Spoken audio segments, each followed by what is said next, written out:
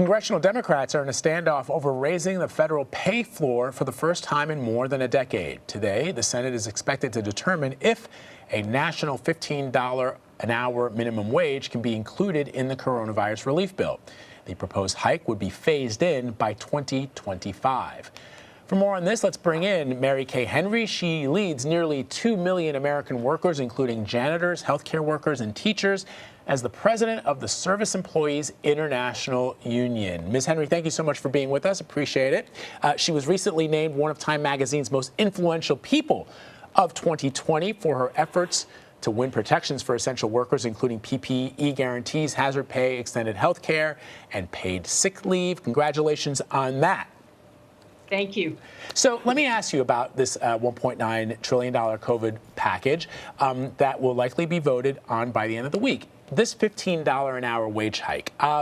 Some lawmakers believe small businesses are not capable of sustaining the same rise in their wage bill as larger corporations. But as Anne-Marie has frequently pointed out, and as we just did, this is going to be phased in. Let's never underestimate the ability of American capitalism to evolve with regulations and with laws. So what is the argument that you're hearing from those companies, especially small business owners, who say maybe they can't evolve as quickly as, let's say, Amazon can, as to why they might not be supportive of this? We're having any small business owner who has a question talk to every small business owner in cities and states that are on a path to 15, where those small business owners have experienced job growth. We increase people's take-home pay, we reduce business turnover, and we expand growth in every neighborhood because people have money in their pockets to spend. As you said, we don't get to 15 till 2025, but what it means is that there's $107 billion more in people's pockets to spend in the economy, and that helps everybody do better. So according to Axios, Senator Josh Hawley is expected to pitch what's being called a blue-collar bonus. It's a 3-year program that would increase worker wages in 2021, but would be paid by taxpayers rather than employers. Is that something to even consider? No, I think the minimum wage has to get acted on by Congress. We've been debating this for 10 years. We haven't raised it for 10 years. It's a measly $7.25. The first step goes to $9.20, and it's a way to honor the sacrifices of essential workers who've been showing up every day during this pandemic, putting themselves and their families at risk, and making sure that we get fed, served, delivered packages, and everything else that essential workers. So it's past time for Congress to begin to raise wages all across the economy. Yeah, you know, I note that there are a number of countries around the world, developed countries around the world, that have, you know, fairly significant minimum wages, including Luxembourg, which is a small country. Australia, they are above $12 each. But France at $11.66 and $11.66 is a pretty significant number. Germany is $10.87. So the United States would leapfrog even countries that a lot of people in this country think perhaps are the policies, government policies, are perhaps too liberal to take root in the United States. But if we're talking about a phased induction of this minimum wage over the next 3 to 4 years, could we potentially, in other words, we really wouldn't achieve parity with some of those countries because during the same period of time, their minimum wages would increase as well, presumably. Well, think of those countries' policies on healthcare and retirement. All those countries you named don't have employer-based healthcare systems on top of their wage system. And so part of what we have to consider is how taxpayers are subsidizing low wages right now to the tune of $107 billion, because somebody earning $7.25 can't pay the rent and put food on the table for their kids without also qualifying for food stamps. And that's what I think we have to end by raising the minimum wage and allowing people who are working 80 and 100 hours a week a chance to provide for themselves and their families with the dignity of a living wage that allows them to work their way out of poverty and into a stable and secure life. where they can expect that their kids are going to do better than they've done. Yeah, and just as a reminder, $15 in 2025 is not the same. It's not going to be the same as $15 right now. Mm-hmm. There's inflation, and there's no adjustment for that either. But let me float this by you. This is something else that we're hearing. Senators Mitt Romney and Tom Cotton, they're also floating the idea of raising the minimum wage, this time just to $10 an hour, but they want to ensure that businesses are required to prove that their employees are documented, are here in this country with a legal ability to work. What's your take on that?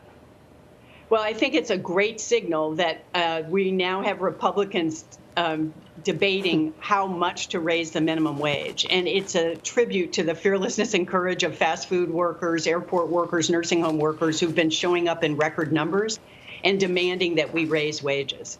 But it should not be connected to fixing the broken immigration system. 5 million undocumented workers in this country have been deemed essential by the federal government and have been showing up to work to feed, serve, and deliver packages to us. And so we have to recognize the work that immigrant workers have been doing by creating a pathway to citizenship and raising wages to $15 an hour. We just threw up a map there that showed various states and their minimum wages. Do you see, why not continue to leave it up to individual states as to whether or not, because to the point that Anne Marie made, $15 in New York, even if you take into account, for example, Manhattan versus Utica, New York, that $15 is applied differently. Cost of living is not as expensive in Utica, New York as it is in New York City. At $15, in Montana or Wyoming means something very different than $15 in Washington, D.C. Right. We have to establish a floor for every zip code in this country. And then New York, California, Seattle can go up from there as the market dictates, and frankly is already happening because those states went forward in 2015 to raising wages, and we're already seeing the escalator impact it has on stimulating wages across the economy because employers want to recruit and retain workers and decrease turnover. So I think we'll see other regions of the country go higher, but for God's sake, let's establish a floor that allows people to work and not live in poverty and allows taxpayers to actually invest in a safety net for people that aren't working for a living. Recently we've been talking about essential workers, particularly in grocery stores, and them asking for hazard pay. Over in California, they determined that, they did deserve hazard pay, and then Kroger, one of the largest supermarket chains in the country, said instead of paying hazard pay, they would just shut down 2 of the grocery stores that they had there. I want to ask you, you're going to hear from businesses, well, that's, too expensive to conduct business. There's no point in being in business if we have to pay our workers $15 an hour. Are there any protections in place to make sure that workers don't lose their jobs if stores decide, look, we'll just shut our doors instead of pay? Yeah, I have to say that it's a cruel and unusual punishment for employers that have earned record profits during the pandemic to take that position. And you and I both know that Kroger's profits were higher in 2020 than in the previous 3 years because of the escalating demand in grocery stores during the stay-at-home orders. And so I think what we know to be true, when 40% of the American workforce is already on a path to 15, we've seen job growth. Employers have not shut down. And I think this is the rattling of sabers before a federal action that happens. And thank God we have companies like Amazon and Walmart and Target coming out for the $15 minimum wage, because I think we now have an employer community that understands this economic and racial inequality is unsustainable and bad for business. And it's time for us to raise the minimum wage as part of the American Rescue Plan. So you don't think there needs to be legal protections necessarily? I don't know how you would implement it, because you think sort of the market will come through? Well, no, I think what we need is the ability of workers to join together in unions, and collective bargaining is the best mechanism to ensure that employers don't unilaterally shut down. But our lived experience in raising wages is that it doesn't happen. There's a lot of foreshadowing of it and scare tactics about it as the wage increase is being considered. And then once it's implemented, what businesses experience is more consuming and spending in their neighborhoods and geographies that actually allows them to hire more workers and to raise prices because people have more money in their pockets to spend.